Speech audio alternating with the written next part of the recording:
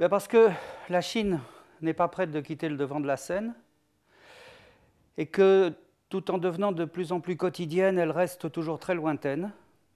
Et j'accompagne des voyages en Chine depuis 26 ans et je suis toujours frappé de voir avec quel appétit les gens veulent savoir, comprendre et découvrir ce monde qui est si à la fois si lointain et aujourd'hui si quotidien. Quand on visite la Chine, on va voir la cité interdite, on va voir la Grande Muraille, et le reste du temps, on visite des temples. Des temples à Confucius, des temples à Lao Tzu, des temples bouddhistes. Et donc, on a l'impression pour nous qu'il s'agit de religion, parce que ça en a les apparences extérieures. En fait, en chinois, on parle de Sanjiao, c'est-à-dire 3 enseignements. Parce que ce ne sont pas des religions, il n'y a pas de Dieu ni dans le taoïsme, ni dans le confucianisme, ni dans le bouddhisme. Ce sont des enseignements qui nous apprennent à vivre. Et un enseignement qui nous apprend à vivre en Occident, ça s'appelle une sagesse. Chacune est située à un certain niveau. Le confucianisme s'occupe du niveau social, le taoïsme s'occupe du niveau individuel, le bouddhisme s'occupe du niveau du rapport à la responsabilité et également de l'au-delà. Et donc, le rapport que les Chinois ont avec chacune de ces 3 sagesses dépend de la situation où ils se trouvent. Et c'est pour ça que, comme le disait Etiamble, tout Chinois est naturellement confucéen au bureau pendant sa vie sociale, taoïste le soir, sous la lune, avec les dames, et bouddhiste quand il faut accompagner quelqu'un qui nous a quittés. Le confucianisme, c'est fondamentalement la recherche de l'harmonie au niveau social, harmonique qui n'a rien à voir avec l'uniformité, mais avec un rapport harmonieux entre les différences de chacun, de niveau, de richesse, de façon à ce que la société puisse vivre ensemble.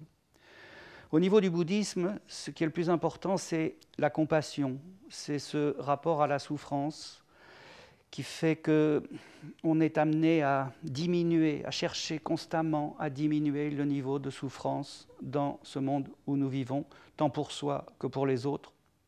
Quant au taoïsme, c'est un rapport avec le vivant. C'est donc à la fois avec le vivant extérieur à soi, dans la nature, et avec le vivant à l'intérieur de soi. Ce sont tous les arts physiques chinois qui prennent en compte cette circulation de l'énergie à l'intérieur du corps. C'est en quelque sorte une écologie naturelle. 2 anecdotes. L'une, c'était au Temple des Lamas à Pékin, qui est un endroit que je connais bien, donc je laissais les voyageurs le visiter tout seul. Et puis à un moment, je discute avec le guide et je lui dis « Mais c'est étonnant de voir tous ces jeunes qui viennent avec des bateaux-priés, avec des bâtonnets d'encens. » Et le guide m'a répondu « Mais c'est normal, ils ont leur partiel dans l'université dans 15 jours. » Et que donc un Chinois ne va pas au temple pour prier, mais pour négocier. Et c'est pour ça que devant les temples, on voit des encens, et dessus, il y a écrit ce à quoi ils servent. Certains, c'est pour guérir les maladies, d'autres, c'est pour s'enrichir, d'autres, c'est pour apporter la paix dans sa famille, etc., etc. Une autre fois, j'ai eu la chance de rencontrer un maître taoïste dans le Sichuan qui avait 99 ans et qui ne manquait pas d'humour. À un moment, les visiteurs qui étaient avec nous, un visiteur lui demande « Avez-vous appliqué les règles du feng shui pour construire votre temple ?» Et il dit « Mais oui, bien entendu, vous ne trouvez pas que l'air est meilleur ici ?» Et un autre lui demande « On nous dit que les téléphones portables émettent des ondes nocives, qu'en pensez-vous ?» Oh, ils disent « Vous savez, il faut être avec son temps, l'important c'est de choisir un bon modèle. Regardez, il sort le sien, moi j'ai choisi un modèle japonais, il est excellent, vous devriez acheter le même. »